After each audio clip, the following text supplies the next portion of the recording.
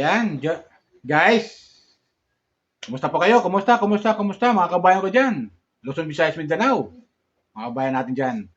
Mga OFW sa ibang bansa. Saan man kayo pahinga doon naroon? Kumusta po kayo? Patingin ko lang kayo ng magandang umaga, magandang tanghali, magandang gabi sa inyo lahat. Sana po nasa mabuti yung kalagayan at malayo sa karamdaman. Okay? At mga viewers, shout out. Mga viewers sa Pubihero, viewers ni Krishna, viewers ni Kalinga Prab, Kuya Bal, Ate Da, at Jack, viewers ni Papa Dins TV, viewers ni Kabusiness Official, viewers si Tatay Tikram, Gloria Canatalita, viewers, shout out sa inyo. Japper Sniper, mga viewers, at viewers ni King Lax. Yun. Welcome kayo sa aking YouTube channel. Please subscribe, like, share, and comment. Viewers ni Miss Ivana Alawi, shout out.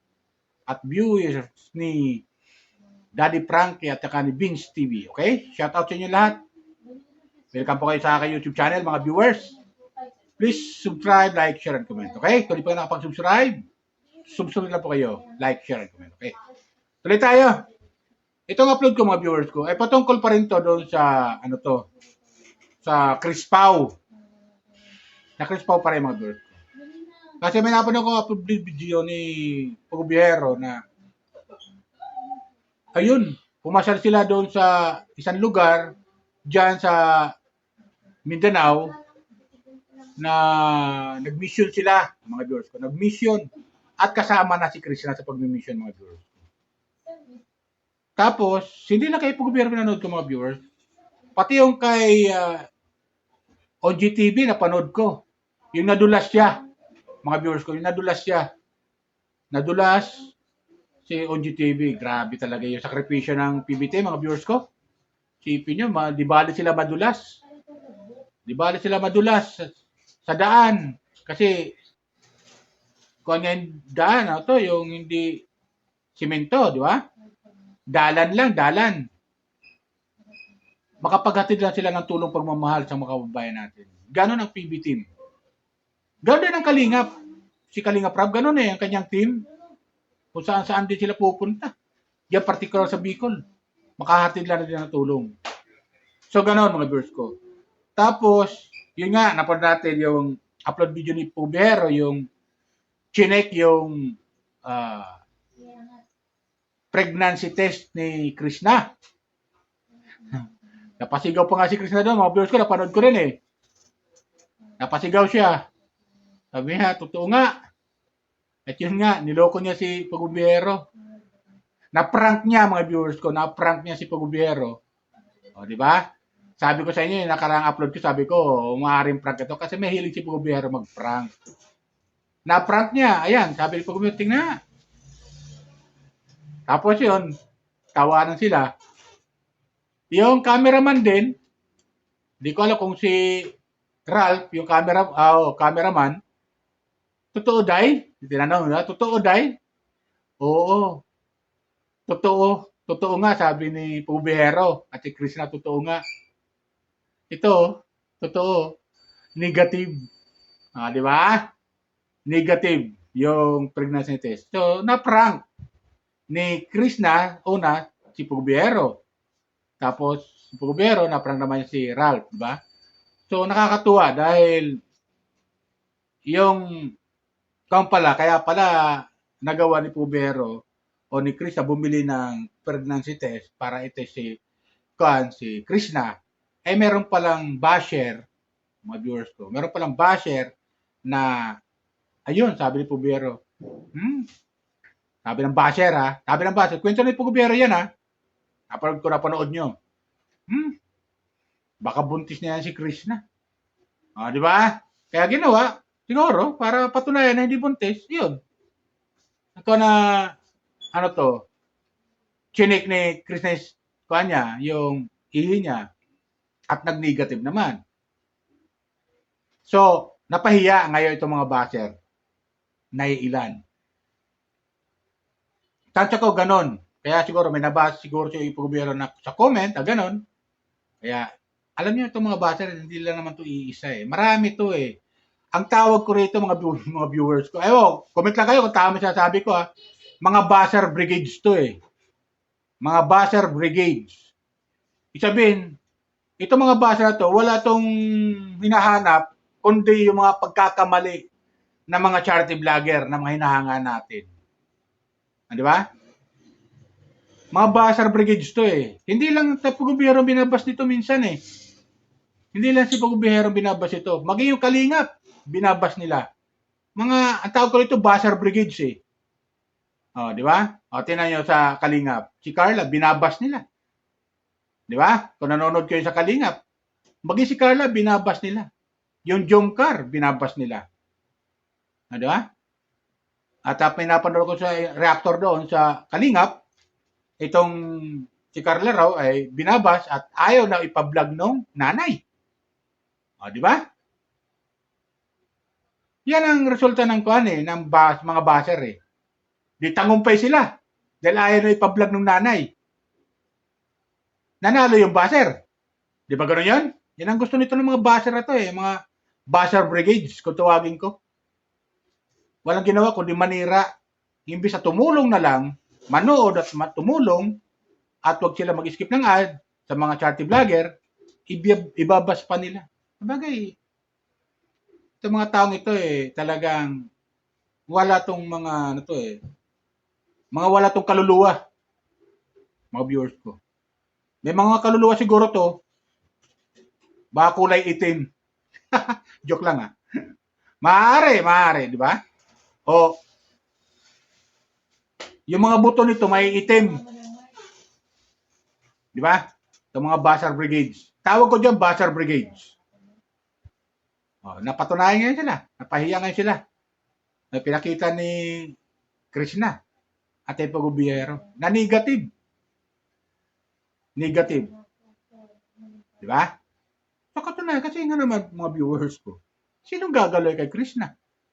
Maliban lang kay Pugubehero. Ang gusto ni Pugubehero siyempre, bago naman sila maging, bilang mag-girlfriend boyfriend, nirespeto niya yung ni Krishna. At ayaw nga kay Pugubehero.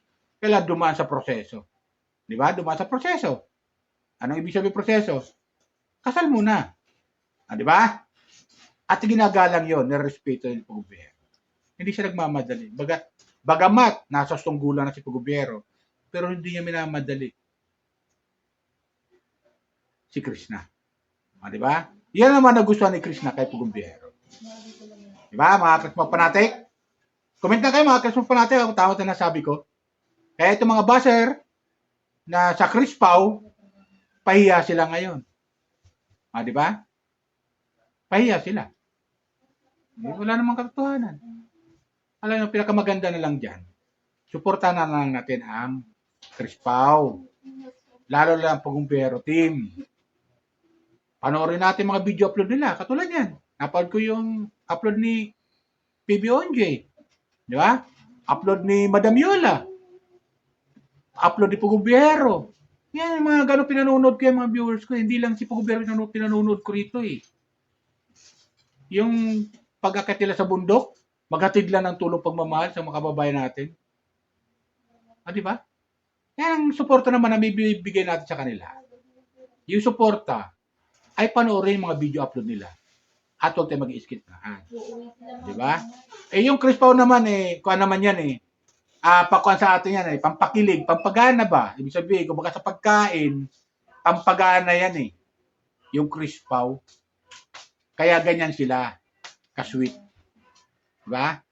So, yun, di ba? Kaya, wala may dudulot talaga maganda itong mga baser Kaya siguro ganun. Doon sa salita pala ng Pugubehero, may baser daw nagsabi na, buntis na yan si Krishna. Ngayon, patunayan nilang dalawa. Negative. Yan ngayon, napahiya sila. Di ba? Ganyan kasi, meron talaga mga tao panghusga. Meron talaga tao mapanghusga. Kaya nga, sinabi ko sa nakaraang upload ko na, maaaring prank ang ginawa. Dahil sana ito si Pugubehero mag-prank. Sana ito mag-prank Siyempre, natawa ako dahil maaari. Tataka nga naman kahit ako duman tatabi ko talaga. Paano? Wala namang parang bubuntis si Krishna. Wala namang gumagalaw sa kanya. Di ba ganun yan? Wala namang gumagalaw, ba't bubuntis ang tao? Di ba? Hindi naman si Pugubero katulad ng ibang mga binata na atat sa kailang girlfriend. Di ba? Atat na atat. Gusto na, hindi pa nga nakakasal, gusto nang, gusto na makipagtalik sa girlfriend niya. Ngayon, pagdating araw na buntis, ayun, iiwanan naman. Kasama yung anak. Di ba may maraming ganito na babalitaan? Ganon yan, yung mga tao talaga eh. Pero si Pugubero, hindi ganon. Hindi siya ganong tao. Marespeto pa rin siya. May respeto pa rin siya sa, sa babae. At ginagalang niya si Krishna. Di ba? Ganon dapat ang isang tao. Yan ang tunay na lalaki. May respeto sa babae. Diba? Komenta kayo mga viewers ko. Tama sinasabi ko ha. May respeto sa babae. Kaya tama lang. Tama lang. Ginawa ni Pugubero. Diba? Hindi siya katulad ng ibang lalaki na mapagsamantala. Hindi siya ganun. Kaya maraming humahanga kay Pugubero talaga eh. At isa na ako doon. Ito namang Chris Pao na to, itong Pugubero at Krishna, di ba? Yung Chris Pao. Yan pa yung pag-good vibes lang sa atin. Lalo sa mga stress. Pagod na pagod sa trabaho. Pag ang Chris Pao ay Pugubero at upload patungkol sa kailang dalawa. Puro kasiyahan ang mapapanood natin sa kanila. Tawanan, halakhakan, mawawala yung pagod mo eh. Umpisa pala ng upload video mo, pag-click mo sa video nila, matatawa ka na hanggang sa matapos yung video. Hindi mo panoorin matapos ang video dahil mabibitin ka lang eh. Kailangan tapusin mo yung video para mapasarap yung panonood. So yan ang ginagaang ka ng Chris Pao. Binibigay na dulot sa ating mga viewers. Lalo ng mga Chris Pao pa natin. Di ba? Nagbibigay sila saya sa atin. Di ba? So, ganon. Kaya, yung buzzer na yon, yung ilang mga buzzer dyan, huwag kayong mapanghusga. Huwag kayong mapanghusga sa, sa kapwa. Hindi maganda yan. Di ba? So, ayan. Sana nagustuhan niyo yung aking comment reaction sa video patungkol sa Chris Pao. Di ba? Patungkol din sa Pugubero team. Yung 3 video na yon, mga viewers ko, pinanood ko. Pagkatapos sa kay Pugubero, kay PB-ONG, patapos kay PB-ONG, kay Madam Yola. Kasi puro doon pagmimisyon ang pinunan nila eh. Puro pagmimisyon ang pinuntahan nila eh.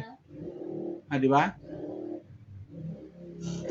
Talagang inubos ko talaga yung ko doon, yung break time ko sa doon, panonood sa kanila.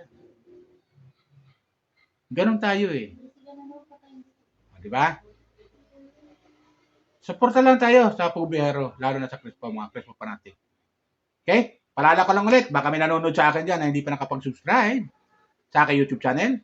Please subscribe, like, share, and comment. Lalo lang yung mga OFW dyan na mga nanonood sa akin.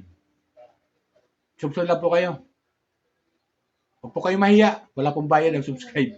Okay? At like, at comment kayo. Okay? Ilan namang may bibigay nyo sa akin, yung huwag kayo mag-skip naman. Ilan naman. Maraming salamat sa inyo. Okay? Shoutout kay Pugubero. Shoutout kay Krishna. Shoutout kay Kalinga Prab, Tia Bal, at Edna, at Jack. Shoutout. Tatay Tekram, kay Ka-Business Official, Papa Dins TV. Shoutout. Kay King Lax, Daddy Frankie. Shoutout kay Beans TV. At kay Lore Aquino Natalita. Okay? Shoutout sa inyo lahat. Ingat po ito lagi. Pagpalain po tayo ng pumika. Bye!